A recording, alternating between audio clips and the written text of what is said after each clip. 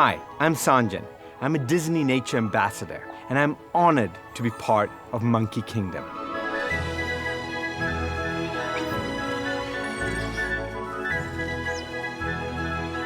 So it's my first day back in Sri Lanka, and this is the place I was born. I was born not very far from here. And where I'm standing right now is where Disney Nature's Monkey Kingdom was filmed. This is the set, but it's not really a set. It's actually an ancient city that once used to be here, 1,000 years old. This huge human kingdom, and now it's been taken over by the Monkey Kingdom.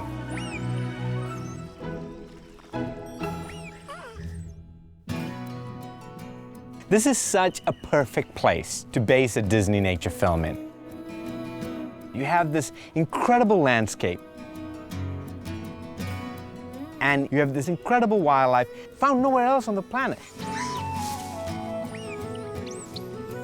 It's an island, and because of that, they do things that I've never seen primates do, like diving underwater in order to find food. Now, anytime you're in an island, you also will run into people. So that means we come into conflict with wildlife all the time. And in some ways, what you see in Monkey Kingdom is the story of the planet. So with Conservation International, we're trying to save forests for primates in 3 countries in South Asia, so that animals and people can try to find a way to live side by side. So this film will really benefit conservation in 3 countries: Sri Lanka, Cambodia, and Indonesia. Sri Lanka's got a dozen primates and other wildlife that are only found here in Sri Lanka, and they're all endangered. It's because it's a small island and it has 21 million people. So all the wildlife in this country really has to find a way to live with people, and people have to find a way to share this island with their animal neighbors.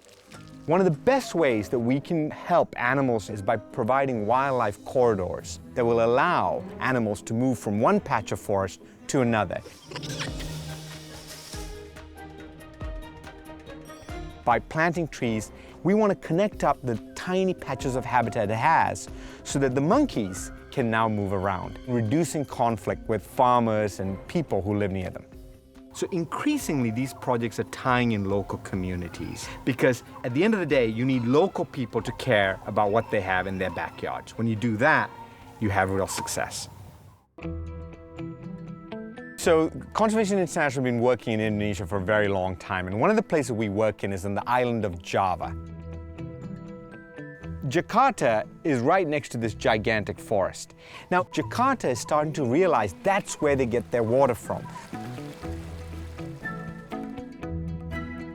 And whenever you have 30 million people living right next to a forest, you get this encroachment, then pretty soon the forest is gone.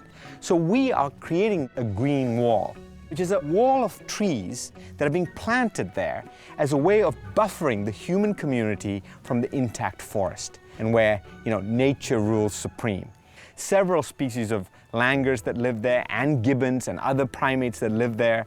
Now that green wall will be built, will be planted because of the support we're getting from Disney Nature through Monkey Kingdom. One of the things that we focus on in Java is rescuing gibbons. Gibbons are this amazing ape, and some of them are hunted for the pet trade. People like to get baby gibbons. They don't make good pets. So they're brought to the Gibbon Rescue Center, and the whole idea is to rehabilitate them, get their strength back, and hopefully train them or teach them to go back into the forest. They're an endangered animal. There are very few left in the world. When I studied to become a conservation scientist, I thought I would go out there and manage wildlife. It turns out that wildlife don't need a lot of managing. It's people that need a lot of managing, right? So one of the things that we do in Indonesia is we have this mobile conservation unit. It's basically a truck with all this educational material that we take to schools around the habitat for primates as a way of opening the eyes of kids to what's in the forest. I want kids to walk away inspired, awestruck by the wonder of the planet, to feel like they want to participate, contribute in some way to making this planet a better place for them and for the other primates that we share this planet with.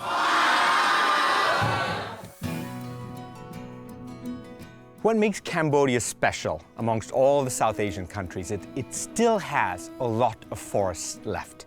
Maybe half of Cambodia's forest is still out there, which means we can really get ahead of the curve. We can save this forest while it still stands. Now, how do we want to protect it? Probably by doing three things. One is we want to do some research there. And this has really paid off. Just a few years ago, we found a brand new primate in the mountains.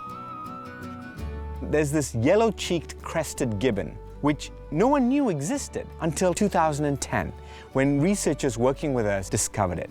That just tells you how incredible the forests of Cambodia are. There's still mysteries in the forest that are being revealed by research. And we want to have ranger patrols. Rangers who can go out and keep the forest safe from logging, from encroachment, and other things like that. And we have to have community outreach, find ways in which we can engage the community so that they see the wildlife as their wildlife and they're willing to protect it.